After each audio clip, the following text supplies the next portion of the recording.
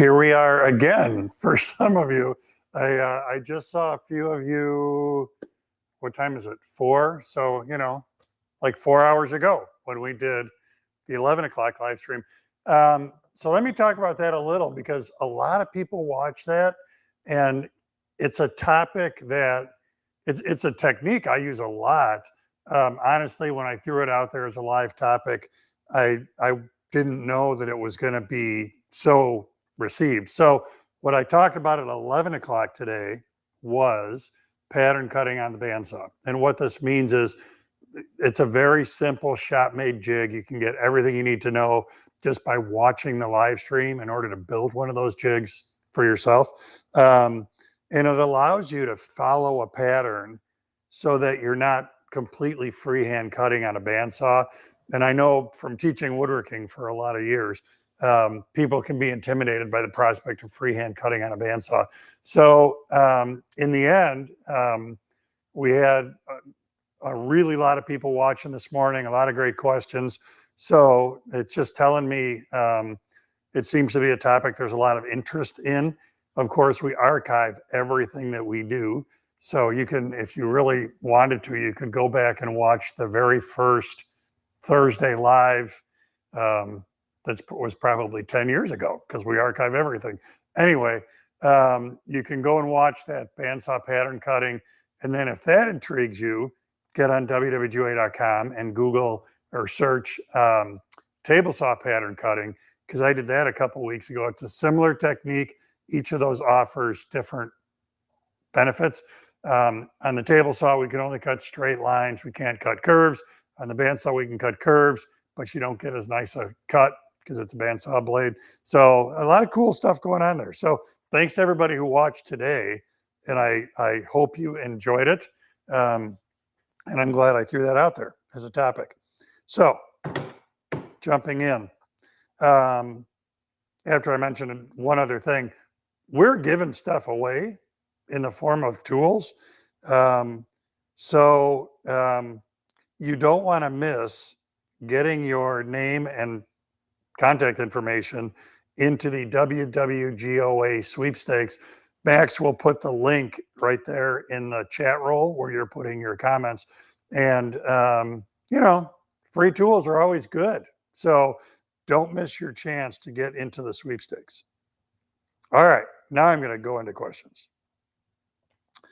Mike says, recently watched the gold member stream covering water-based finishes. Educational as always. Thank you. You used Zinsser dewax shellac to get an amber tone. You also said by using water-based finishes, you're halfway to solvent-free finishing in case they're ever banned. Aquacoat makes a transparent toner that, and then in quotes, this must be Aquacoat's phrasing, added to any top coat to simulate the warmth and depth of an old shellac or varnish or oil finish. Have you tried this? Are there other water-based alternatives? I have toned water-based finish with, I think it was with aniline dye.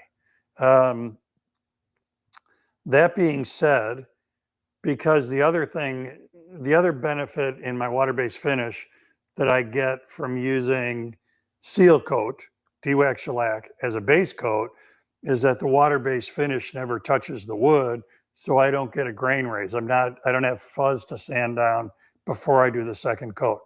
So I've experimented with it a tiny bit. I don't know that I've ever done a complete project with a toned water-based finish. So regarding, aniline dye is a little bit like shellac, kind of the wonder drug that works wonders. There's so much stuff you can do with aniline dye, and you can get it in vibrant colors, vibrant primary colors, and you can also get it in a more traditional amber tone. I would double check with Aquacoat before adding it to Aquacoat. But I know from dyeing wood, I have mixed aniline dye with alcohol, and I've mixed it with water. I like mixing it with water better because it doesn't dry as fast. So when you mix it with alcohol, denatured alcohol, it dries so fast, it's hard to maneuver it around on whatever it is you're dyeing. My number one application for that, this is a complete departure from your question. My number one application for aniline dye on wood is when I'm working with curly maple and you really want to pop the curl. The first step is to dye the wood with Van Dyke's brown, which is an aniline dye color. Mix that with water, put that in, a little bit of sanding, and then top coat over that. And it really pops that swirl, that curly maple.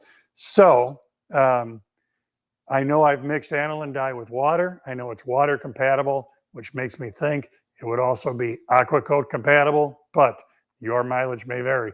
Double check that with aqua coat prior to doing it yourself. And then regarding their toner, give them a call and ask them whatever questions you have. And as always, I would practice on a small practice piece before we use it on a project.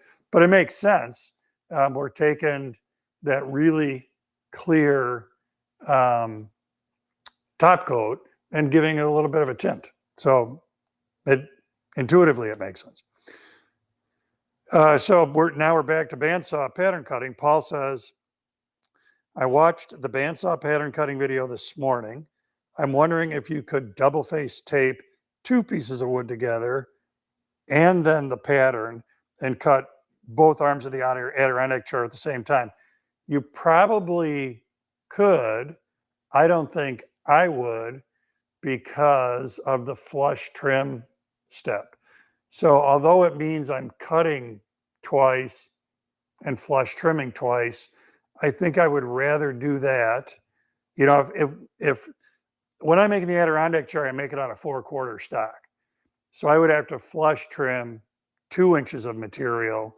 I've got a flush trim bit with a long enough cut length to do that, but I think I would rather do 1 layer at a time, and I think probably get a little better result than flush trimming 2 layers and then maybe having to do more sanding as a result of not as nice a flush trim. So I would experiment with it. And from an economy of movement perspective, I love it that in 1 pass on the bandsaw and 1 pass on the router table, you're getting it all done. You're making 2 arms. And then, of course, Adirondack chair has 2 very curvy legs. I would also pattern cut that way. So yeah, just try it on a small scale. You know, try it with a piece of scrap or 2.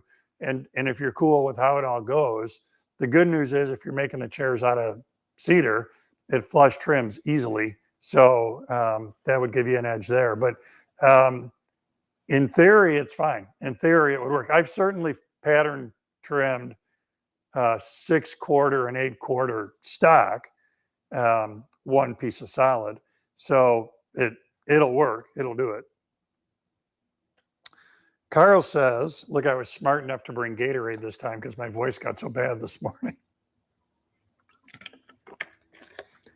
Carl says, after staining a tabletop with oil-based stain, I noticed a 1/2 inch dent.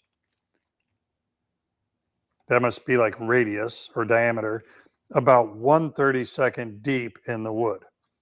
The wood is only stained at this point, so I'm wondering if there's an easy way to raise the wood fibers without sanding off the stain to remove the dent. So, you know, the real tried and true way, and I think we've got an article about this on the site.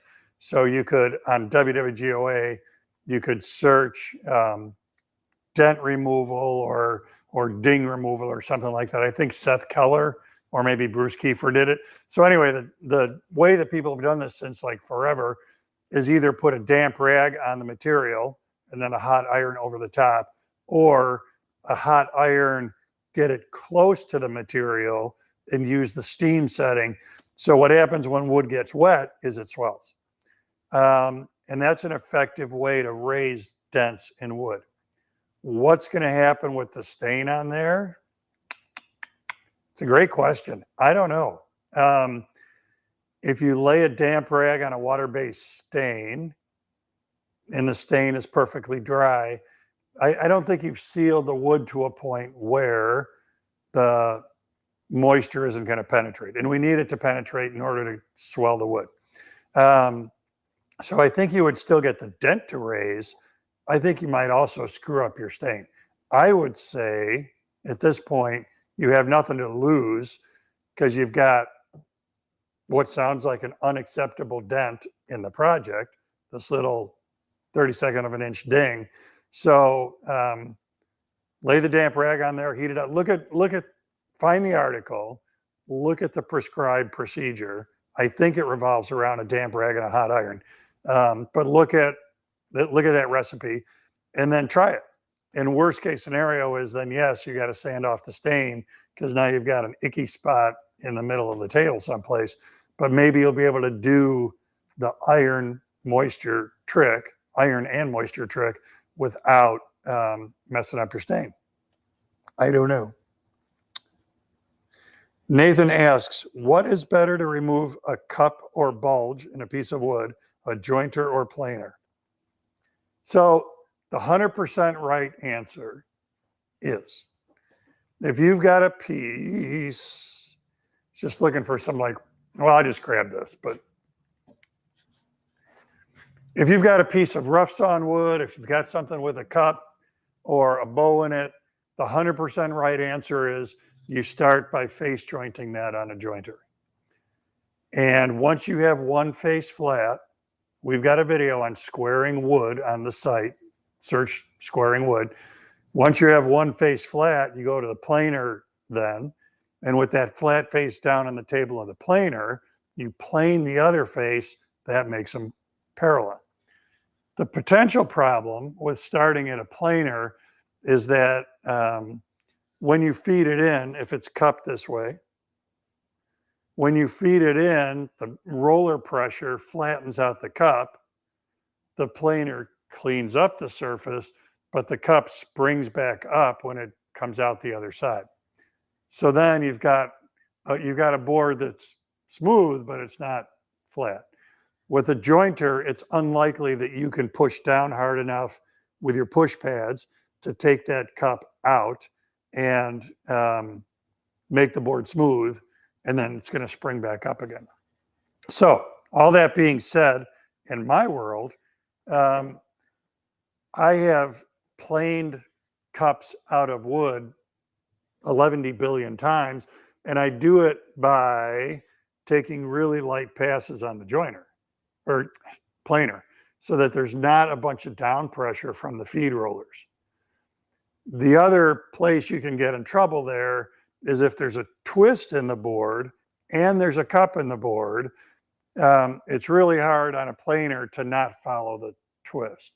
So if it does also have a twist in it, then you're probably going to end up putting shims under the high spot of the twist so that you are flattening it as it goes through the planer. So there's about 11 billion different dynamics there. The 100% right way to do it is face jointed on a joiner. It's faster to do it on a planer if you can get away with doing it, easier if you can get away with doing it on a planer, taking into account you don't want to spring the cup out of it, and you might have to shim a twist if it's got a twist. So there's a lot of caveats. Bill says, I recently had to cut down 20 ash trees, that is a lot, infected by the emerald ash borer. Although the crowns of the trees were turned to sawdust, chippers are amazing, the trunks retain their density.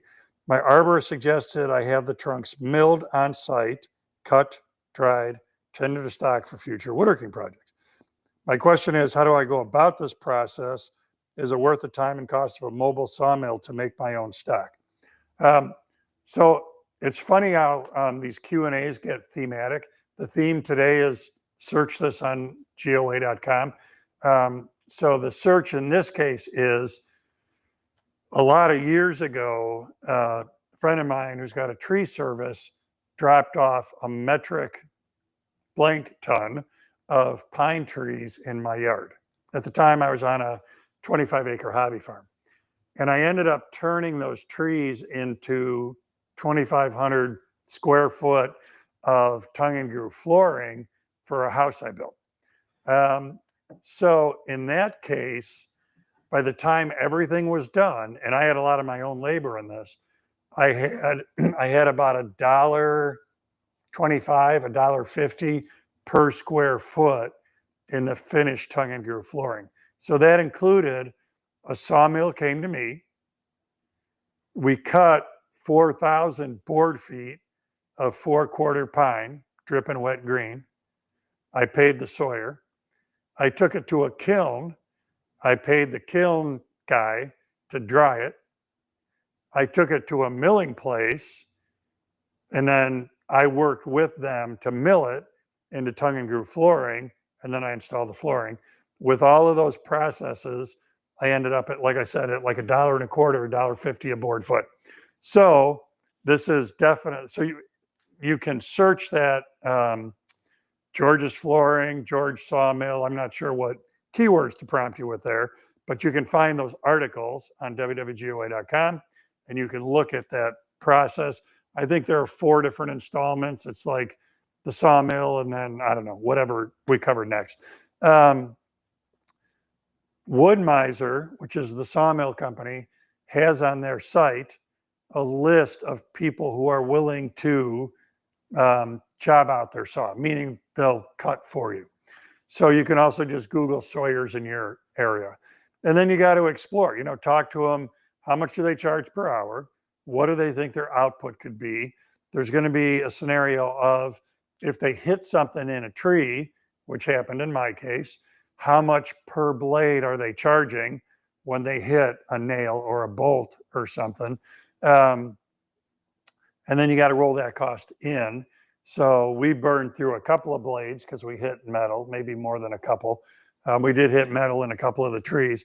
So once you evaluate all of that, if you air dry it, then you don't have the kiln dry expense, but it's air dried instead of kiln dried, which can be okay. If you air dry it, you're going to wait years in order for it to be dry enough for you to do anything with. So yeah, you just gotta, it can be worth doing. You just got to explore each of those costs. My wife's sister is building a house. They cut down a bunch of pine trees there, and she wanted to explore getting those trees milled into lumber that would later get used for a tree house for the kids. The downside in that case is the pine trees were all like this big. So it was not cost effective in that case to mill those trees into lumber because they were so small. If the ash trees by you are the way they are by me, the trunk diameter could easily be 20 inches. That's great economy of movement to throw that on a sawmill and cut wood out of it. So yeah, you got to make some phone calls and crunch numbers in your area and just kind of add everything up.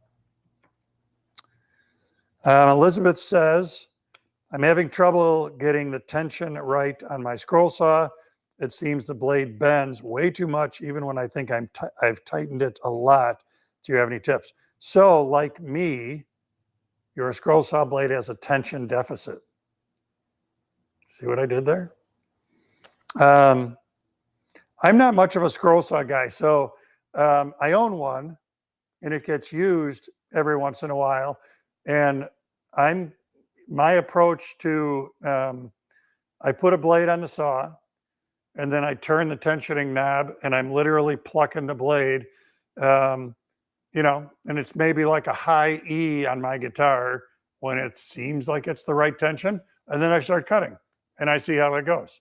And a little bit like earlier today, I talked about bandsaw tension. If it's flexing away from the cut, then I put a little more tension on it. If it breaks, then I use a little less tension next time. So I'm sorry that I am not a scroll saw expert by any means. So it's very subjective, very just tuning it literally tuning it as I go to see how it's doing. But yeah, I don't have great advice for you other than very symptomatically pluck it as you're tightening until it goes bing, bing, bing, bing, and then start cutting and see how it goes. Richard says, I've been asked by my daughter to build a low dresser for the end of her bed, 2-drawer high, 2-drawer wide. Other than plans on GOA, do you have another site or sites you'd recommend for project plans? What?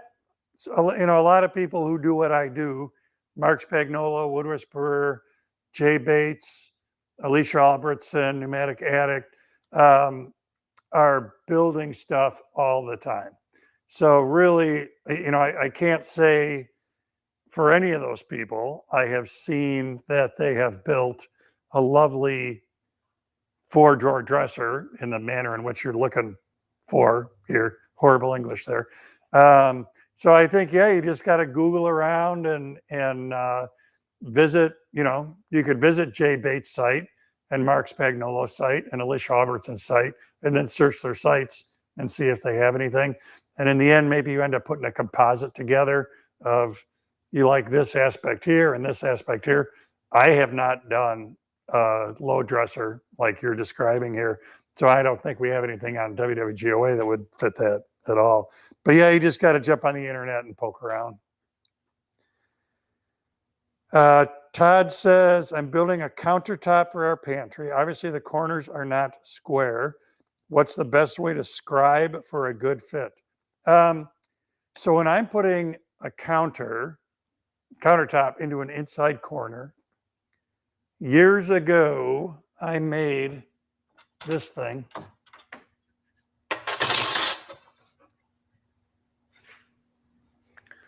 So it's, it's like an adjustable bevel, except it's huge. So the way it works is that for these surfaces to be in plane with each other, there's a half lap there and a half lap there, and then a carriage bolt and a wing nut. So they're probably 24 inches long. The way this works is with a little bit of tension on this, I kind of open it up, and when you push it into a corner, it's going to take the shape of that corner. Then I can go to my countertop, and let's say this edge was up against the back wall, this edge is up against the side wall. So I open it up, I push it in, it takes the angle of those two corners. I can then take this to my countertop and I trace that. And then a track saw is a great way to cut it. Then I can take this to the other end. So the last time I did this, I was fitting a countertop into an alcove, so U-shaped. So then I take this to the other end and I do the same thing. It takes the shape of that, I'm off camera, takes the shape of that corner. Now you measure from inside corner to inside corner, mark that dimension on the countertop, and then do the same thing on this end, trace this, cut it, and then from there, you always want to cut it big and then test fit it, and you're going to end up most likely using a belt sander to finalize the fit. But that's how I fit a countertop that's trapped in between two walls like that. So this is shop made. I think if you want to buy one, I'm pretty sure I have seen woodpeckers advertise a very similar device like that. But at the end of the day, it's just a monster big square with adjustable legs. Ken says, when making a live edge waterfall table, is there a trick to be able to make your 45-degree cuts perpendicular to the grain of the slab? Because the live edge is not flat, I think meaning straight, you can't put a square on it to get a perpendicular angle. How do you do this? So I'll show you this. Let me clear the decks a little. Because I work with slabs a lot. And then when I did my live edge slab book, I needed a solution for this problem because I did a waterfall table in that. So I will show you the George solution. This may not be the best approach, but it's an approach. So there we have a slab. Let me Let's switch devices.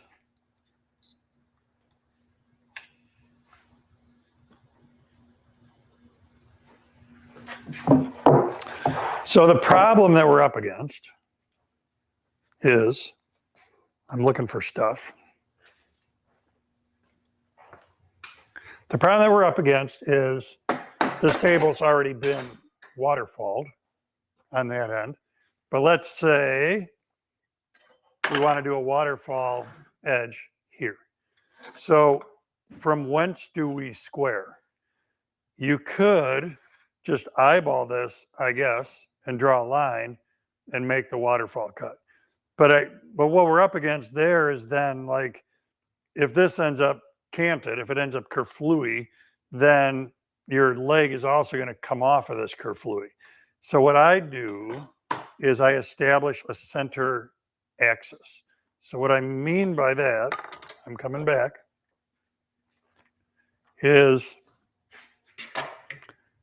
I find a spot on this end that makes sense. So makes sense meaning, maybe in this case, from knot to knot, I take a measurement there, 16.5, pretty sure half of that is 8.25. So I make a mark that's centered at that spot. Then I come down to this end, find a spot. Down here, I would probably just do it minus that bark, do it from this edge to this edge, 11.5, so pretty sure that's 5.75. So I've kind of randomly, kind of not, established a center point there based on the width of the slab. Then I've established a center point there based on the width of the slab. Then the straight edge is here, the level is here, so that based on those centers, I can strike a line. This is now, that's the center axis of the whole thing. Then I can put a square on that line, like that. So I've got the leg of the square is on the axis, draw a line, extend that line,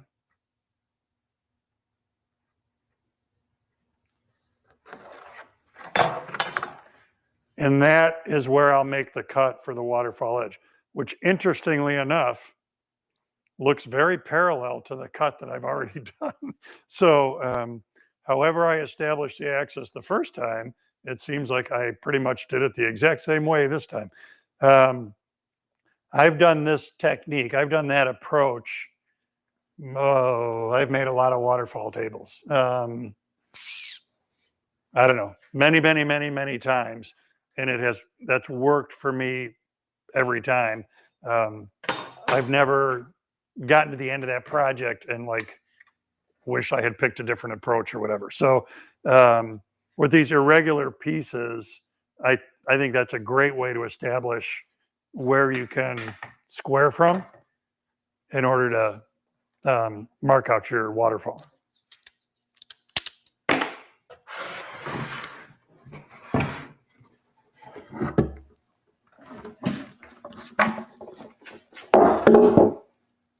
Okay. That was a fun show and tell.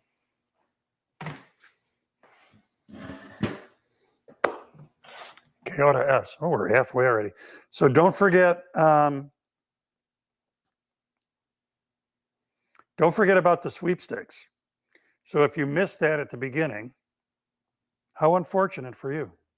No, if you missed that at the beginning, we've got a sweepstakes going on, and free stuff is good.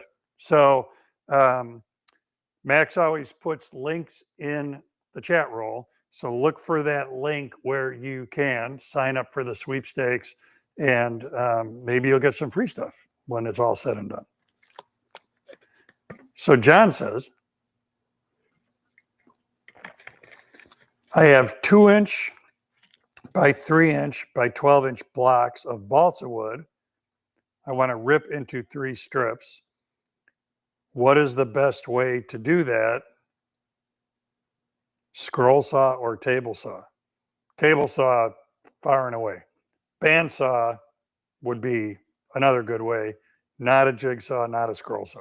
Because they're, if you want to cut 12-inch long straight lines, neither a jigsaw or a scroll saw are good at cutting straight lines. Table saw and bandsaw are way better at cutting straight lines. So table saw. Stan says, I've been looking for a lathe duplicator for fishing lures. Vega did make them at one time, but they say they no longer do this. I'm hand carving wood lures that cannot be bought, but it's taken too long. Do you have a suggestion? A used Vega duplicator. A friend of mine bought one. In fact, it was a Vega. She lives out in California. So I don't know. I think that was a marketplace purchase for her. This was a number of years ago. I don't know of anybody else making duplicators. So in broad strokes, Google is your friend, looking for new duplicators. And then in the used world, Craigslist, Facebook Marketplace, there are a fair number of wood turning clubs across the country. So that could be another way to do it, is start with a wood turning club in your area and then just keep casting a wider net, which would be contact the club, tell them what you're looking for. Maybe there's somebody in the club who's got a duplicator and doesn't use it anymore. But that would be, yeah, other than that, it's just if it were me, I'd just keep poking around on the internet to see what you can find. Robert says, oh no. Robert is talking to Bill about the ash trees and talking about cutting. So Robert, Bill, if you didn't see the note, Robert is in the Milwaukee area, has a sawmill, would be willing to come and cut the ash. So look for each other in the chat row there. William says, one of your spindle turning videos discusses speeds increasing from roughing, detail, highest for sanding. A few experienced video trainers say slow to sand. A seminar turner said heat will be the enemy, I think is what he meant, of sandpaper, making the glue fail. Any further rationale? I guess I could see, I mean, if you're sanding to a point where the sandpaper gets so hot, the tight bond that you glued the spindle blank together with is failing, you have also burned the tips off your fingers and you're maybe starting a fire in your shop. So I mean, theoretically that could happen. I think to get the spindle that hot with sandpaper that the heat is penetrating a glue joint to a point where the glue has failed. You know, I don't know off the top of my head what temperature glue melts at, but it's way warmer than what you could tolerate with your fingertips. With speed and tooling, or speed and sanding, the benefit to running the wood past the cutter, and in this case the cutter is sandpaper, at a higher rate, is then we're like overriding the hills and valleys of sanding or cutting more readily, ending up in a smoother surface finish. So there is a point of diminishing return where it's pretty rare for me to sand anything, whether it's a turning or a tabletop, beyond 220. Got to make the joke, 220, 221, whatever it takes, pop culture. If you're sanding something to 600, you probably don't want to be running at 2000 RPM because you're going to burnish it because it's such a fine grit sandpaper. So I can see where there would be a point of diminishing return on returns, as paper gets finer, it probably makes more sense to run more slowly so that you don't burnish it. Burnish it to a point where it won't take a finish anymore because you polished it so much. So it would be interesting with the whole discussion, what sandpaper, what grit sandpaper they're talking about. My exception to what I just said would be if I've turned something that is made out of an acrylic or epoxy or something like that, then I do sand. You're not finishing that material. Deer antler would be another example. You're not finishing that material, you're polishing it. So in that case, I am going to sand through 120, maybe 2000 grit. I'm going to polish it using buffing compound, and then continue polishing it until it has the gloss I want. When I'm sanding that at 1000, 1500, 2000 grit, I'm wet sanding it because it's not wood, it's acrylic or antler. So wet sanding is letting me get away with doing that without getting excessive heat buildup. So I think there's a bunch of qualifiers there. Terry says, looking for a second spray gun to use for shellac. Ideally, would like to connect to my older cap spray turbine, but I do have a 20-gallon compressor with good recovery. Do you have a recommendation for a value price tool spray gun? Should it be gravity or cup fed? So let's hit gravity or cup fed first. And I'm going to get visual aids. Coming back.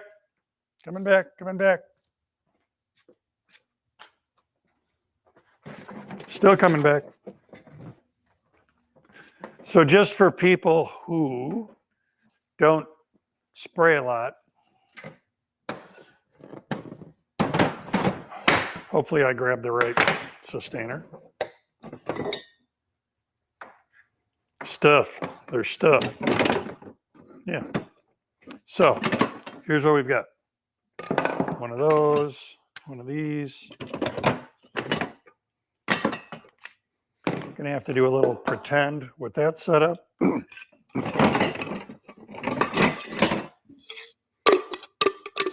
not sure that's the right bottom. That I think is the right bottom. So here's how this works. In this case, your finish is in here. There's a tube that's down in there. When I, it's drawing the finish up out of this canister and atomizing it. In this case, this is not the right thing for this, but the concept is there. This is fastened here. This is full of finish. This is gravity feed.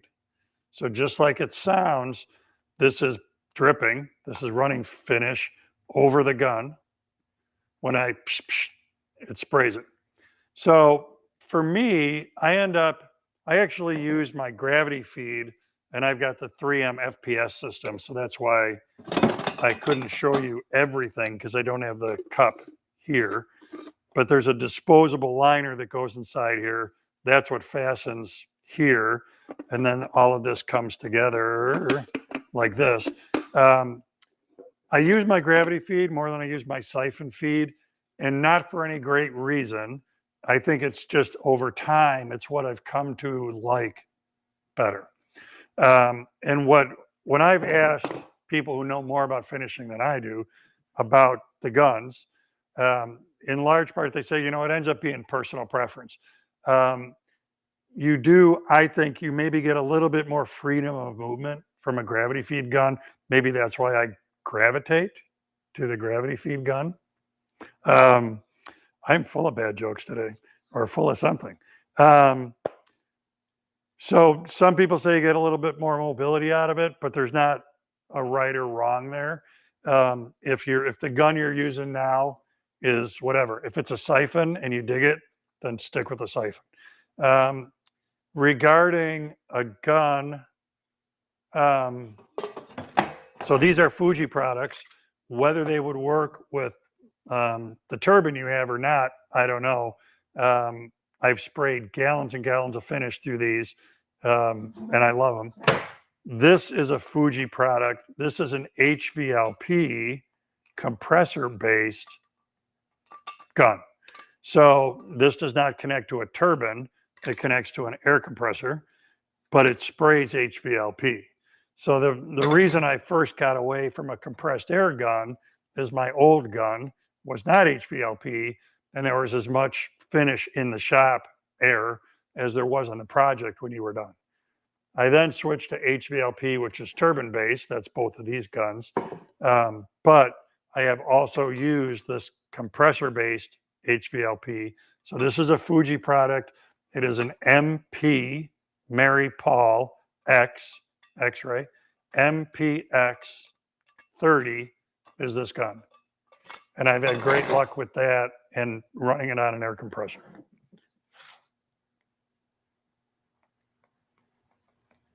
So now I got to see if I actually answered your question. Looking for a second spray gun for shellac.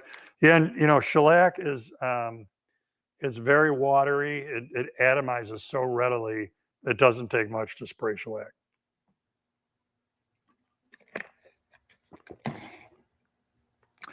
Barry asks, are guest participants allowed in the contest for tools?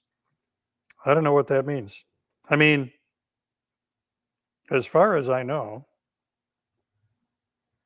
I'm going to, I don't know, max on the sweepstakes. It's just anybody in the world, well, maybe not in the world because they got to ship the stuff to you, but anybody in the United States, I think, can click the link and put their name in. So I don't know, Barry, what you mean by guest participants, but elucidate me if you're still watching.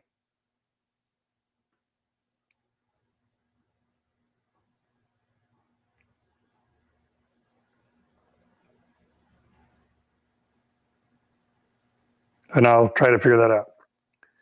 All right, Gregory asks, to what grit do you sand lumber if you're going to spray latex paint versus brushing just a top coat with no stain?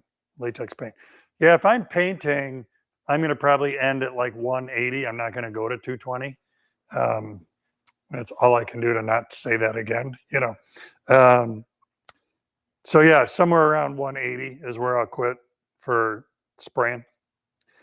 Brian on the YouTube says, he's here in North Carolina, lovely state. I'm making a work table from MDF and plywood. Both are 3/4 inch. What's the best way to attach them together? MDF will be the work surface with a Formica top. So you could, you know, if you've got a way to lay them somewhere and press them flat, you could just glue them together. And so my concern with all of this is keeping everything flat. So one way to do this would be, you know, I don't know what size your workbench is. If it's big, if you've got a lot of real estate, I would probably lean toward, if you've got a flat concrete floor, put the MDF down, put glue all over it, put the plywood on top of it, and then find a bunch of heavy stuff, set it on the plywood as clamps, set all those weights on the plywood to hold it in place until the glue dries.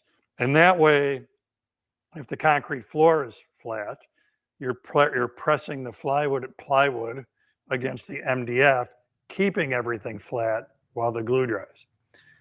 Could this all be clamped? Probably, but like, you know, doing this on a pair of sawhorses and then clamping everything using cawls to reach out to the middle, holding everything flat while you're doing that would be really, really hard to do, I think. And once you've put those two together, you've kind of created a beam. So I think if you glue a bow into it while you're gluing the plywood to the MDF, you're going to have a bow forever. So you really want to maintain a flat surface while you're gluing it. So if you can, I would lean toward make a sandwich on the floor and just use weight on top of the top surface to hold everything while the glue dries. Dennis says, I've got a 14-inch by 8-foot cherry log with a slight U in it. I'm going to slab it with my chainsaw. How do I set it to make cuts? U up or U on its side, or cut it into 2 4-foot logs?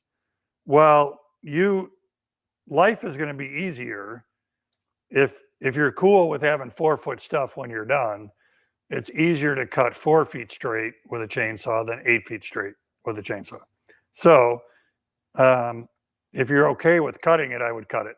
The other thing cutting it to 4 feet will do is it de-accentuates the amount of curve in the U. So like, if it's got this much curve over 8 feet, it's only got this much curve over 4 feet. So you have less of that to deal with. And then which way, I don't know. I would probably be inclined to put the concave down and then cut it.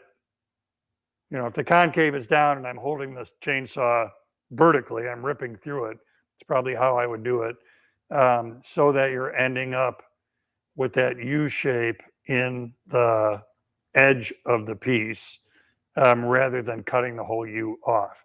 And then once the wood is dry and you're working with it, you can figure out how you want to deal with that little bit of U shape you have left. And then setting it up to make the cuts. When I do this stuff freehand with the chainsaw, I just put a couple of bunks on the ground, and then I set wood bunks, and then I set the log on those wood bunks. So I want the log to be above my asphalt parking lot or the yard I'm working in or wherever I am, so that I'm not going to take the chainsaw down into the parking lot for sure, or dirt.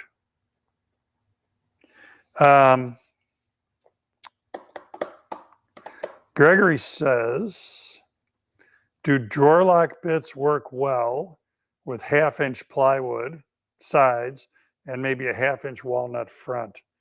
Boy, I love Baltic birch. I make drawers out of it all the time. It's my go-to for drawers and just boxes in general. I think you'd have a great chance of significant tear out. Birch just does not machine well across the face. It's very prone to splintering.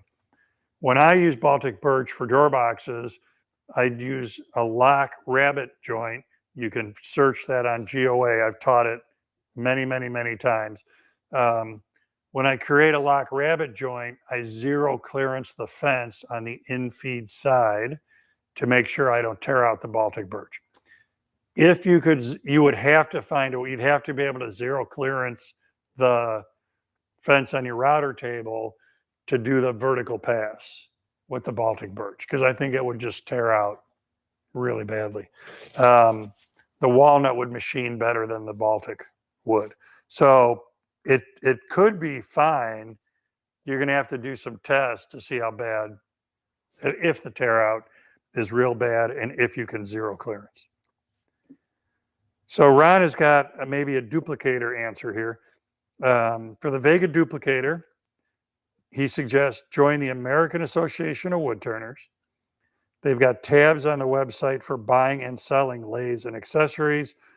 Over 12,000 members, so there's a chance somebody has a duplicator. So there's a great resource right there. I know a guy that I know was deeply involved with AAW for Alan Lacer for the longest time. I think he was president for a long time.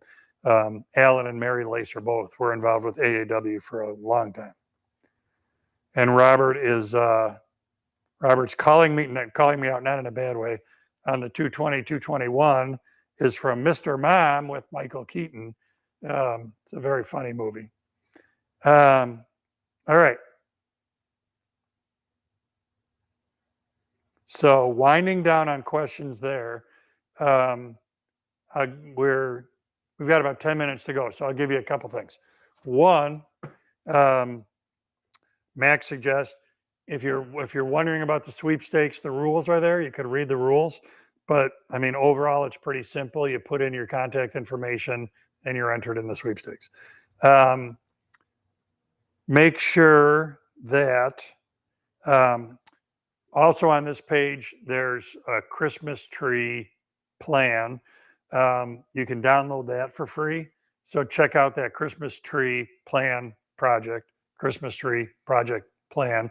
We are the 15th today. So we're a little over a month away from giving Christmas gifts. So a good time to start looking for that, so that, you know, doing those gifts, so that you're not doing this stuff last minute. In my world, I spent the last couple days working extensively with the Shaper Origin, and I'm pretty proud of what I have. So let me show you what I did. If you're not familiar with it, the Shaper Origin is effectively a handheld CNC. It looks like a router. It looks like a handheld router, but it's being driven by computer technology. So I've got a hands-on class with the Origin coming up next spring. So I've been working with it a lot to develop content for the class. So let's go to the other camera and I'll show you the stuff I did.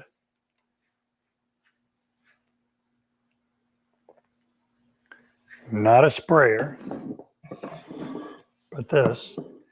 So what's cool about the Origin, like doing a through mortise and tenon joint is not difficult. We could do that on the router table. We could do it with a plunge router. There's a bunch of ways to crack that nut. Doing a through mortise and tenon joint with that little bow in it, like that has, that's a different kettle of fish. It's one of the things the Origin brings to the table, is that, or the box in this case, is the ability to do these funky designs and execute them thanks to the technology of it. So the way this whole joint looks, that's the end of the box side. And I did that in mahogany. And then that's the end of the mating piece, rabbited and through mortise, so that when that comes together, and this is right off, this is the fit right off the machine.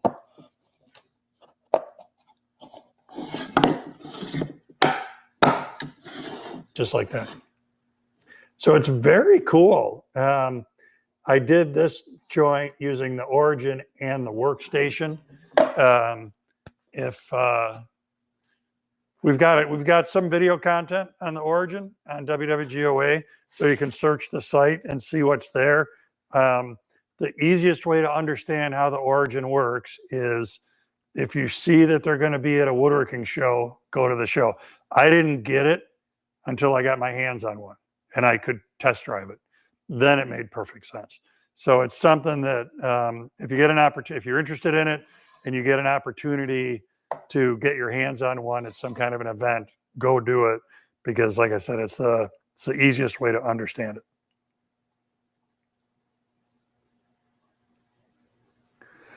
All right. Well, even with tap dancing, we're out of questions. So we are a couple weeks away for Thanksgiving, like 2 weeks from today, right? So have a great Thanksgiving. I don't think I'll see you before that. Max will correct me if we have another live next week. I don't know. If I don't see you, have a great Thanksgiving. And in any case, I will see you the next time we do a live.